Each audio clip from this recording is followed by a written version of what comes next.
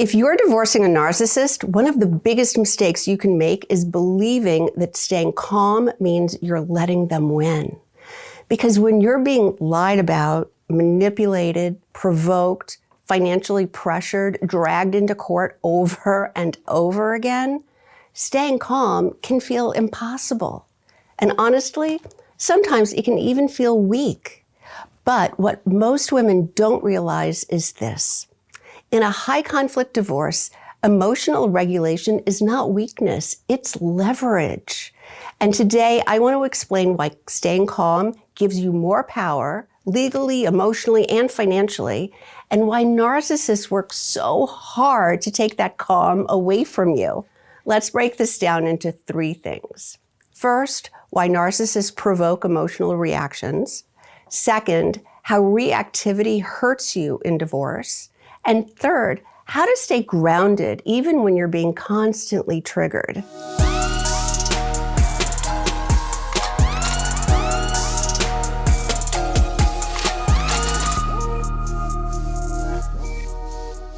So first, why do narcissists provoke reactions in the first place? Because most women don't understand this. They think he's just angry. He's just difficult. He can't control himself. But in many cases, the emotional chaos is strategic because when you're emotionally activated, you become easier to influence. You react instead of think. You explain instead of document. You defend instead of observe. And once that happens, you are no longer moving strategically. You're moving emotionally. That shift changes everything. And narcissists know it. So they provoke, they delay, they accuse, they distort, they send inflammatory texts right before court, they create emergencies, they move the goalpost. And many women don't realize this is happening until they're completely emotionally consumed by the divorce. This is actually one of the biggest things I help clients with because most women intellectually understand they shouldn't react, but when your nervous system is activated, when you're scared, angry, exhausted, or blindsided, applying this consistently becomes very difficult, especially if you've spent years in survival mode inside this marriage.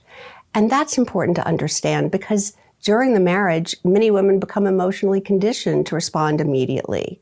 You were trained to manage the chaos, to smooth things over, to explain, to keep the peace, to anticipate his reactions. So when divorce begins, you often continue operating from that same conditioned state without even realizing it. Only now you're doing it inside the legal process. And that can become very costly. I learned this myself during my own divorce. My divorce lasted 6 years, and my ex-husband was incredibly skilled at using delay tactics to destabilize me emotionally. He would file motions often related to custody or child support and then not even show up to court. We were both representing ourselves at the time, but I had a corporate job. I had to take time off from work and get babysitters and drive 45 minutes to court and emotionally prepare for each hearing. And then at the last minute, he'd fax into the court some excuse, a sick relative, a child care issue, an emergency. This happened over and over again. At the time, I felt completely victimized by it. My entire mood would collapse. I'd lose the whole day emotionally. And looking back now, I see something I couldn't see then. He wasn't just delaying court. He was controlling my emotional state. He knew it, and I was allowing it. If I could go back now, I would handle it very differently. I would expect the behavior. I would plan for it emotionally. Maybe I'd schedule lunch with a friend afterward, or a massage, or shopping, or time to myself. I would stop organizing my emotional life around whether or not he disrupted my day. Because that's what narcissists want. They want your emotional center of gravity to remain attached to him. And when that happens, they still control you, even after separation. So let's talk about the second piece, how reactivity actually hurts you during divorce. Because this part surprises many women. They think, but I'm the reasonable one. I'm the one telling the truth. I have every right to be upset. That may all be true, but court is not evaluating who feels the most justified emotionally. Court is watching your behavior. They're looking for consistency, credibility, regulation. And when you become highly reactive, even understandably reactive, it can blur the contrast between you and the narcissist. That's one of the reasons I talk so much about creating contrast, not just for the court, but for your children, for the professionals involved, for everyone, because narcissists often look calm while creating chaos, and the target often looks emotional while reacting to the chaos. That dynamic can become very confusing from the outside if you don't understand it. I had a client once whose husband moved in with another woman immediately after divorce was filed. She was devastated, and every interaction between them turned emotionally explosive. After every encounter, she would send very long texts correcting all the things he had said that weren't true. And the difficult part was she was right, but the more she explained, the more reactive she appeared. Over time, she started looking like the unstable one, even though she wasn't. This is where many women need support, because knowing not to react is very different from being able to stay regulated while you're actively being provoked. A huge part of my coaching is helping women learn how to slow things down emotionally before responding, so they don't unintentionally damage their own credibility.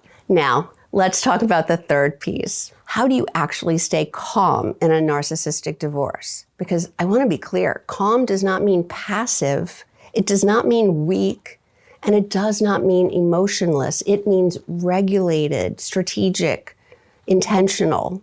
So what does that look like in real life? It looks like pausing before responding. It looks like not answering inflammatory messages immediately. It looks like shortening your communication. It looks like documenting instead of arguing. It looks like focusing on outcomes instead of interactions. And honestly, sometimes it looks like grieving privately while remaining composed publicly, because you are allowed to have emotions. The goal is not to suppress them. The goal is to stop letting those emotions drive your decisions. And this is where things begin to shift. Because once you stop reacting automatically, you start seeing the dynamic more clearly. You stop feeling shocked every time they behave badly. You stop expecting fairness from someone who repeatedly shows that they're operating from control. You conserve emotional energy. You think more clearly, and over time, the contrast becomes undeniable. In court, with your children, even with yourself. So if you take one thing from this video, let it be this. Staying calm in a narcissistic divorce is not about being nice. It's about protecting your credibility, your peace, your judgment, and your future. And knowing what to do intellectually is very different from being able to apply it consistently while under pressure. That's why support matters. Because this process is incredibly difficult to navigate alone when you're emotionally inside of it. If this is something you're facing and you'd like support navigating it strategically, you can book a breakthrough call with me. There's a link in the description below where you can get right on my calendar. And if this video resonated with you, I'd really encourage you to watch my video called Stop Playing the Narcissist Game, because it goes even deeper into the emotional dynamic that keeps so many women stuck reacting and explaining and emotionally revolving around the narcissist long after separation. Understanding that shift can completely change the way you move through your divorce. If you found this helpful, please give it a thumbs up and don't forget to subscribe. Thanks so much for watching, and remember, you don't have to figure this out alone.